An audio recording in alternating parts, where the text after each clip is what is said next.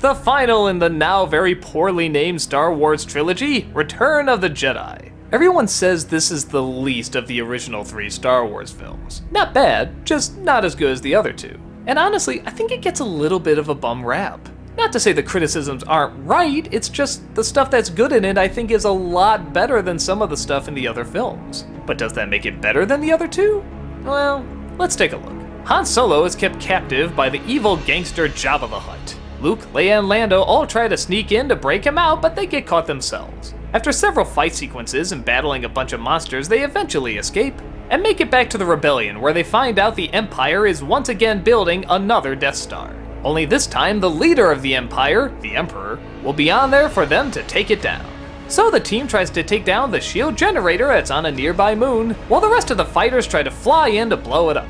The team on the moon comes across inhabitants called Ewoks, while Luke separates from the team to confront the Emperor and Darth Vader himself.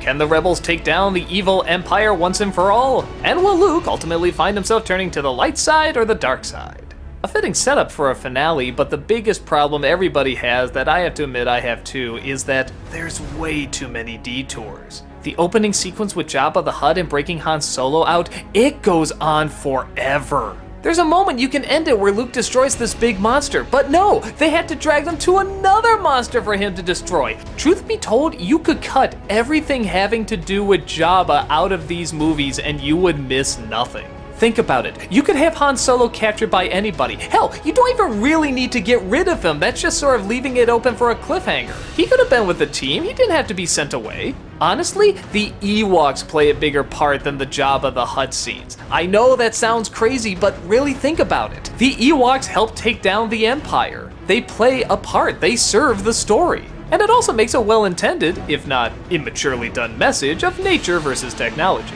which is in a lot of stories and myths. So why do we put up with those Jabba scenes so much? Well, to put simply, Jabba's a cool character. He's this big fat slug that just does whatever he wants. It's kind of the American dream.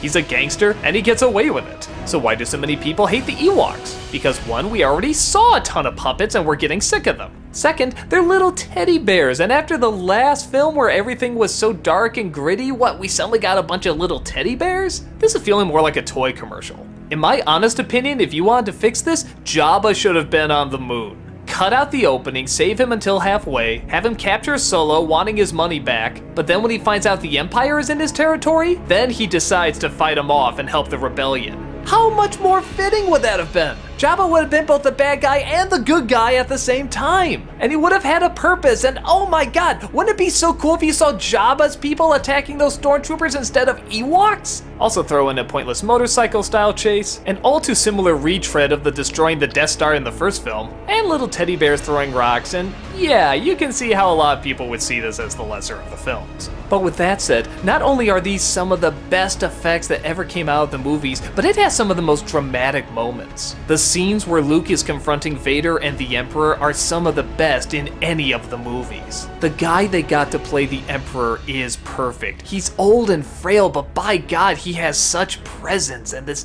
deep, crackling voice with these yellow eyes. It's almost something out of The Exorcist. At times his acting can be a little goofy, but it's goofy in just the right way. He's taking a risk that you're in such a dark, uncomfortable mood that you're just going to accept that this is creepy. And for the most part, it works. The whole atmosphere is just so dark and so brooding and so shadowy, you just feel like you've descended into hell. The minute Luke walks in as their prisoner, the Emperor just gets rid of the handcuffs. Like, yeah, we know there's nothing you can do here. And the longer it goes, the more we dive deeper and deeper into the darker side of Luke's anger, of Luke's rage, and the visuals all support it. The pacing supports it too. There's a fight going on, but it's also very psychological. The music, the atmosphere, the acting, the dialogue, everything, it's perfect. It's about as pitch perfect a scene you can get in any Star Wars film. But does that make up for the other little mistakes in the film? Probably not. But like I said before, even though a lot of it doesn't always connect, it's cool. The scenes with Jabba are cool, and yeah, I'll even say the Ewoks are not as bad as everybody says they are. It led to some okay jokes, and I like the idea of wood trampling steel. By the end, when everything wrapped up, it just kind of felt right.